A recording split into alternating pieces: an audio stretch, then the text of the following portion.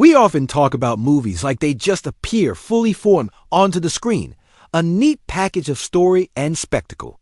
But sometimes, especially with a film that burrowed as deep into our collective fears as Alien, the truth behind its creation is as unsettling as the nightmare itself.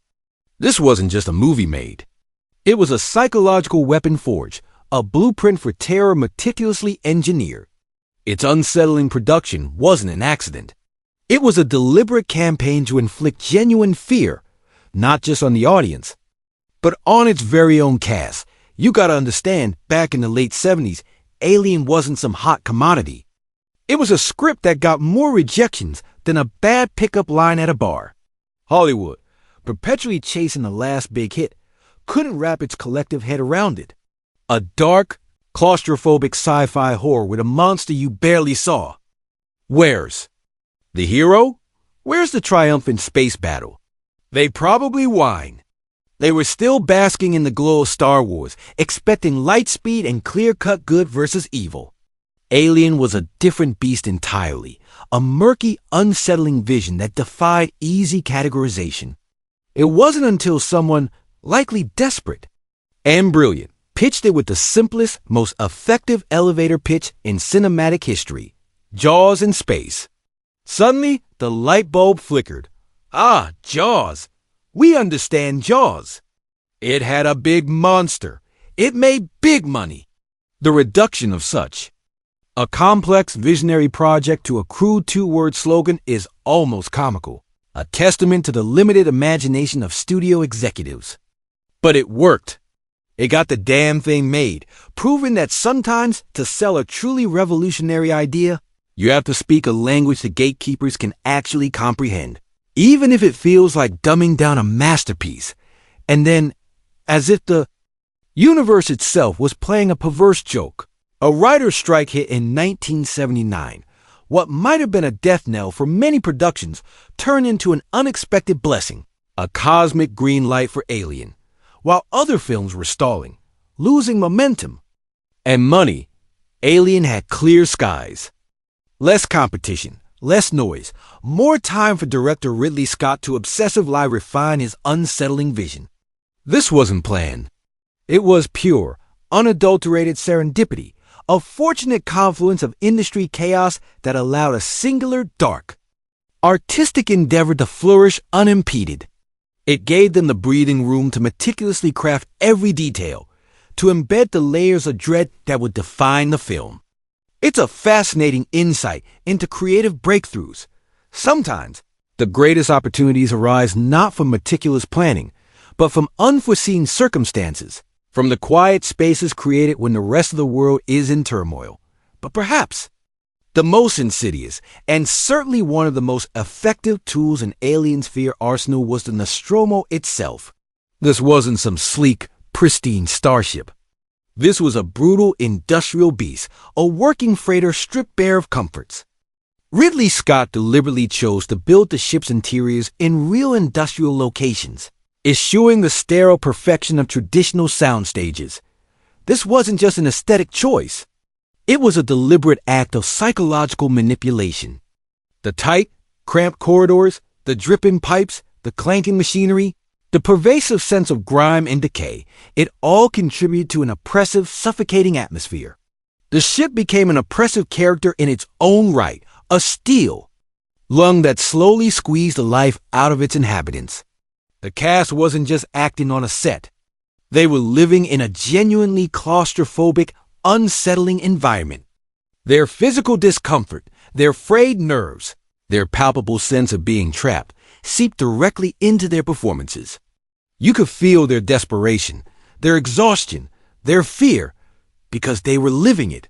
It's a bold, almost cruel directorial decision to use the physical environment to extract authentic emotional responses. But the outcome is undeniable. A film where the very air feels heavy with dread.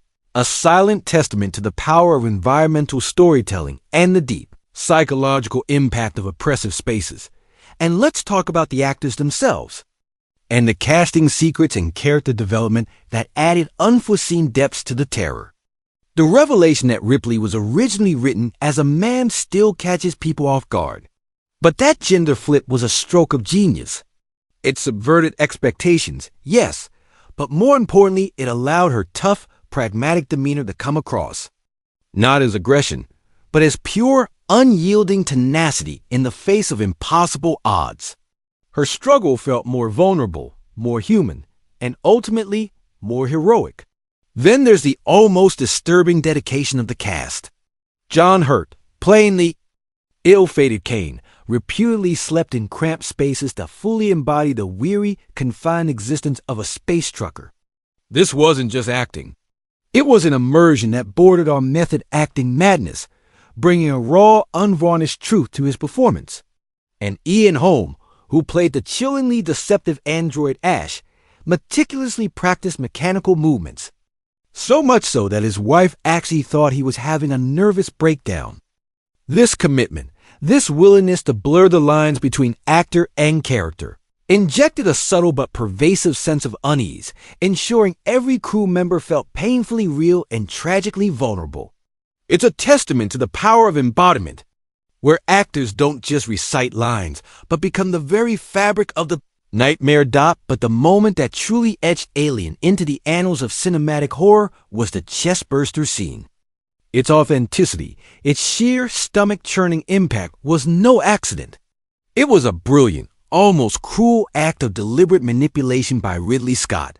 The cast, bless their unsuspecting hearts, had no idea about the amount of blood that would actually erupt from John Hurt's chest. They knew something was going to happen, but the visceral, chaotic gore that exploded forth was kept a secret. Their genuine shock and horror were caught on film. Veronica Cartwright's scream, Yaphet Kotto's stunned recoil, those weren't performances. Those were raw, unscripted, primal reactions to a horrifying spectacle. It was a calculated gamble, sacrificing the actor's comfort for the audience's profound terror, blurring the line between performance and brutal reality. The result? A scene so iconic, so disturbing, that it continues to drop jaws and induce nausea decades later. It's a masterclass in the power of the unexpected, the shattering of expectations that leaves an indelible, traumatic mark. It teaches us that sometimes the most effective terror isn't meticulously rehearsed. It's brutally, shockingly real. And underlying all this crafted fear was the singular, terrifying vision of H.R. Giger. His disturbing biomechanical designs for the alien weren't just drawings. They were nightmares dredged from the subconscious, a chilling fusion of biology and machinery, sexuality and death. Giger didn't just design a monster. He channeled his own psychological demons into its very form, creating a creature that was profoundly unsettling, a violation of every natural form. His concepts were so intense, so viscerally explicit, that even for Alien, a film pushing boundaries, some of his original concepts were deemed too traumatizing for audiences. Think about that for a moment. An artist so committed to depicting pure, unadulterated horror that even Hollywood's darkest corners flinched. That tells you everything you need to know about the disturbing depth of his imagination. The alien wasn't just a physical threat. It was a psychological one. Its very form a symbol of violation, a grotesque embodiment of primal fears of invasion and consumption. It's the ultimate example of how an artist's singular, dark vision can become the very foundation of a timeless terror, creating something so profoundly disturbing that it transcends mere entertainment and lodges itself permanently in your nightmares. The blueprint for fear in Giger's hands was meticulously, horrifyingly drawn. We've pulled back the curtain on the raw, almost brutal, engineering of Alien's immediate terror, the visible and visceral tactics that shocked audiences and traumatized its cast.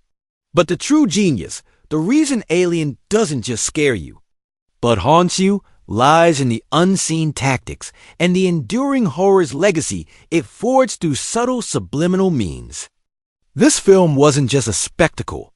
It was a deeply symbolic and psychologically resonant experience that left an indelible mark, a lingering psychological imprint that continues to fester decades later, Consider the profound hidden meanings and symbolism woven into the very fabric of the narrative. Elements you might not consciously grasp on a first viewing, but that subtly twist the knife of unease. Alien transcends mere monster flick status. It's a chilling, prescient commentary on corporate exploitation. The Weyland-Yutani Corporation isn't just a shadowy entity. It's the ultimate villain, a soulless leviathan that views human lives as utterly expendable commodities in the ruthless pursuit of profit and bioweaponry. The alien itself, a perfect, unfeeling killing machine, chillingly mirrors the very corporate structure it serves, efficient, parasitic, consuming everything in its path to expand. It's an allegorical gut punch, a warning about unchecked capitalism, and the dehumanizing forces that prioritize assets over lives. Furthermore, the Nostromo, that grim, claustrophobic vessel, isn't just a setting. Its design subtly, grotesquely, resembles human anatomy. From its dark, cavernous interiors to its winding, almost intestinal passages, it feels like a living organism. And within this body, a parasitic entity grows and consumes from the inside. This isn't coincidence. It's brilliant subconscious symbolism, suggesting the film itself is about a cancer from the inside. It taps into primal fears of internal rot, of invasion and corruption from within your own sanctuary. This allegorical depth is what separates Alien from its peers, elevating it beyond simple creature features into a profound, if terrifying, social critique that continues to resonate with chilling accuracy in our modern world. Then there's the notorious deleted scenes, specifically the fabled cocoon sequence. This excised footage is legendary precisely because it unveils a layer of horror so profoundly disturbing, so utterly grim, that even test audiences found it too much. Imagine Dallas and Brett slowly being transformed, their bodies grotesquely morphed into living alien egg sacs. This wasn't just death. This was a horrifying perversion of life, a complete annihilation of identity, a forced agonizing rebirth into the alien's vile ecosystem. This scene, deemed too unsettling for the final cut, fundamentally changed the alien's nature from a calculating virus-like entity into merely a predator.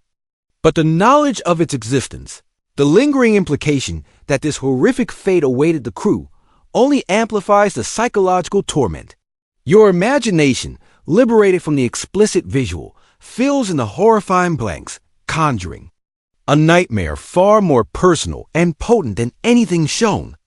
This is the true power of implied horror. It forces the audience to confront their own deepest, most unspeakable fears, creating a unique, personalized dread that no on-screen effect could ever fully achieve. It's a testament to the fact that sometimes the most terrifying thing is what you don't show, the horror your own mind is forced to conceive.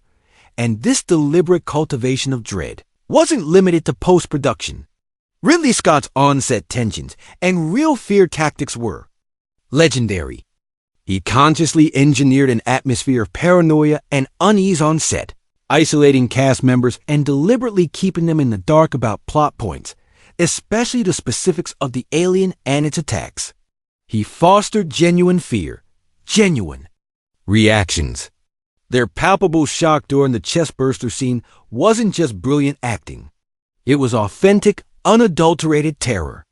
This kind of directorial control, pushing actors to the brink of genuine discomfort and fear, blurs the lines between art and reality in a way that's both fascinating and ethically dubious. It raises the uncomfortable question, how far is too far in the pursuit of cinematic authenticity? For Scott, the answer was clearly, as far as it takes. The result is a film where the raw, frayed nerves of the cast are palpable, transferring that unsettling unease directly to the audience. You can sense their genuine terror, their exasperation, their struggle to comprehend the madness, because they were genuinely living it. It's a testament to a form of radical immersion, where the psychological imprint of the production becomes an integral part of the narrative itself. A critical, yet often unsung, hero of Alien's enduring horror was the alien's secret performer. This terrifying biomechanical nightmare wasn't some early, clunky CGI effect that would date the film within a decade. It was brought to life by a towering 6 feet 10 Nigerian art student named Bolaji Badejo. Scott specifically sought out someone with an unnaturally tall, slender frame, and Badejo, with his background in art, meticulously studied animal movements, particularly praying mantis and other insects, to imbue the creature with its unique, unsettling physicality. This was practical effects at their absolute finest, showcasing that human ingenuity, combined with brilliant design, can create something far more terrifyingly real and impactful than any digital rendering. There's a weight, a disturbing organic quality to the xenomorph's movements that CGI often misses. It feels tangible, present, horrifyingly authentic.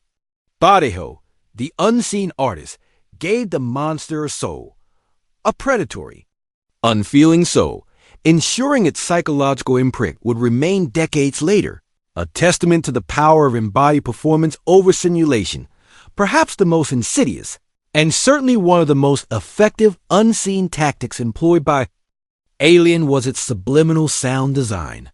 This wasn't about cheap jump scares. This was a masterclass in psychological warfare via audio. The sound designers meticulously crafted an auditory landscape designed to bypass your conscious mind and trigger primal fear. They used elements like slowed-down human breath, the squelching sound of KY jelly to simulate alien slime, and deep, resonant industrial hums and brown noise.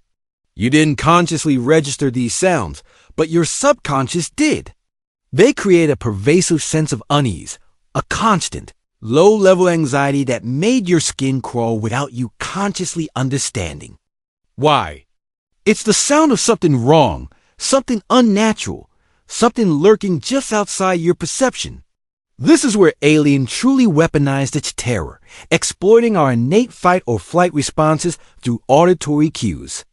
It teaches us that horror isn't just about what you see. It's about what you feel you hear, the whispers of dread that crawl into your bones and make the hair on your arms stand up.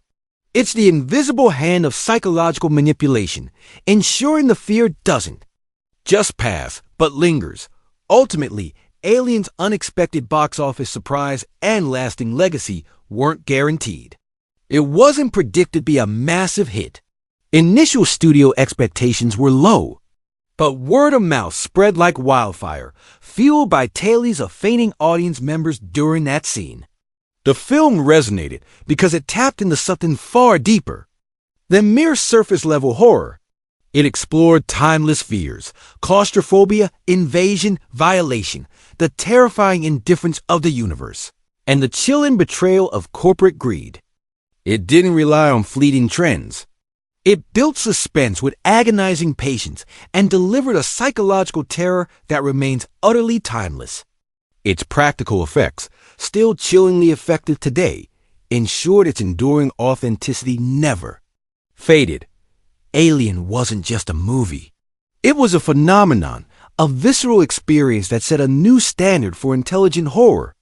It cemented its place not just as a genre-defining masterpiece, but as a profound piece of art, proving that when true artistic vision, deep psychological understanding, and relentless craftsmanship converge, the result is an unsettling power that transcends time and continues to haunt generations.